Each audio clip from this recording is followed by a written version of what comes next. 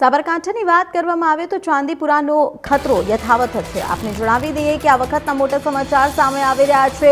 સાબરકાંઠામાં ચાંદીપુરાનો ખતરો યથાવત જોવા મળી રહ્યો છે।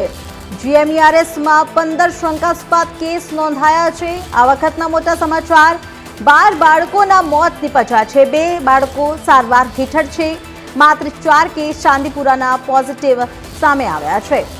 आपने जणावी दे कि 11 बाळकोना रिपोर्ट नेगेटिव आव्या छे, जेमांथी 4 बाळकोना रिपोर्ट पॉजिटिव आव्या छे। 15 बाळकोने चांदीपुराना शंकास्पद लक्षणों साथे सारवार माटे दाखल करवामां आव्या छे, जेमांथी 12 बाळकोना मोत थया छे। एक बाळक स्वस्थ थता डिस्चार्ज करायुं छे अने हाल 2 बाळको सारवार हेठळ छे। जो कि तमाम केसों में मात्र 4 बाळकोना रिपोर्ट चांदीपुरा पॉजिटिव आव्या छे, ज्यारे 11 बाळकोना रिपोर्ट नेगेटिव होवानुं सामे आव्युं छे। साबरकांठा में चांदीपुरानो खतरो यथावत है। जीएमईआरएस में 15 शंकास्पद केस नोंधाया। 12 बाळकोना मोत निपज्या, 2 सारवार हेठळ छे। मात्र 4 केस चांदीपुराना पॉजिटिव है। 11 बाळकोना रिपोर्ट नेगेटिव है। आरोग्य तंत्र अलर्ट मोड पर है।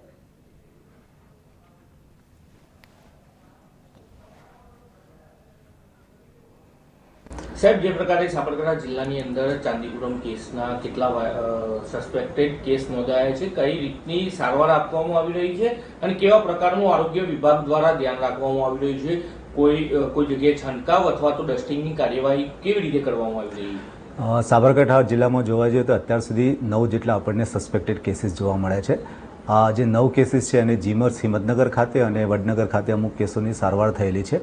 આ કેસોનું જો વધારે છણાવટથી જોઈએ તો એક જે કેસ છે એ ડિસ્ચાર્જ થયેલો છે સાજો થઈને, એમાંથી 5 કેસ છે એમનું ડેથ થયા છે અને ફક્ત 3 કેસ પોઝિટિવ આવ્યા છે। અને અત્યારે હાલ સાબરકાંઠામાં જોવા જોઈએ તો 3 કેસ એડમિટેડ છે, એમાંથી 2 કેસ છે એ વડનગર જીએમઈઆરએસ મેડિકલ કોલેજ અને 1 કેસ જીએમઈઆરએસ હિંમતનગર ખાતે એડમિટ થયેલી છે।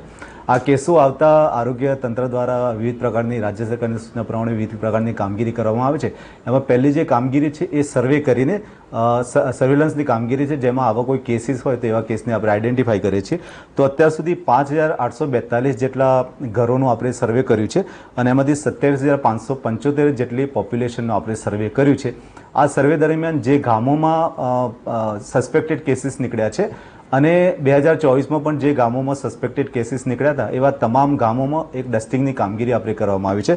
તો અત્યાર સુધી 2676 ગામોમાં ડસ્ટિંગની કામગીરી કરવામાં આવી છે અને જે ગામોમાં પોઝિટિવ કેસ આવ્યા છે એ ગામોમાં સ્પ્રેની કામગીરી હાથ ધરવામાં આવી છે। એટલે અત્યાર સુધી 164 ઘરોમાં સ્પ્રેની કામગીરી કરવામાં આવી છે। અત્યાર સુધી કેટલા સાબરકાંઠા જિલ્લામાં જોઈએ તો 5 બાળકોના મોત થયા છે। આ 5 બાળકોના મોતનું જો વિશ્લેષણ કરીએ તો એમાંથી 2 જે પોઝિટિવ હતા એવા બાળકોનું મોત થયું છે, બાકીના 3 બાળકો નેગેટિવ હતા।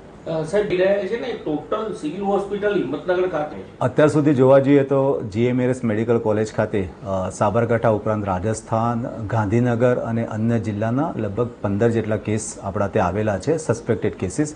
આ 15 કેસીસમાંથી અત્યાર સુધી 12 કેસીસના મૃત્યુ થયેલા છે।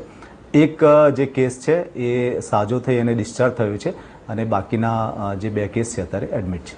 આ બાબતે રાજ્ય સરકારને પણ જાણ કરવામાં આવી હતી અને રાજ્ય સરકાર દ્વારા નેશનલ લેવલની ટીમો ઉતારવામાં આવી છે અને આ ટીમો દ્વારા પોશીના તાલુકામાંથી સેન્ડફ્લાય કે જેને આપણે રેતમાખી કહીએ છીએ, જેનાથી આ રોગ ફેલાય છે, એના સેમ્પલ પણ કલેક્ટ કરવામાં આવ્યા છે।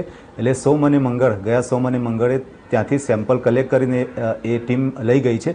એટલે હવે આ ટીમ આના પર વિશ્લેષણ કરીને આપણને જાણ કરશે કે આ કયા પ્રકારનો રોગ છે અથવા તો આ રોગથી બચાવવા આપણે સઘન વધારાના કયા પગલાં લઈ શકીએ એ બાબતે એ ટીમ જાણકારી આપશે। આમ જોવા જોઈએ તો આ બંને વાયરસથી થતા રોગો હોવાથી આમાં લક્ષણો તો સેમ પ્રકારના આવે છે, જેમાં તાવ આવવો, માથાનો દુખાવો થવો, ઉલટી થવી અને જો સમયસર 24 થી 48 કલાકમાં સારવાર ન મળે તો આને ખેંચ જેવી પણ પરિસ્થિતિ ઉદ્ભવવા પામે છે।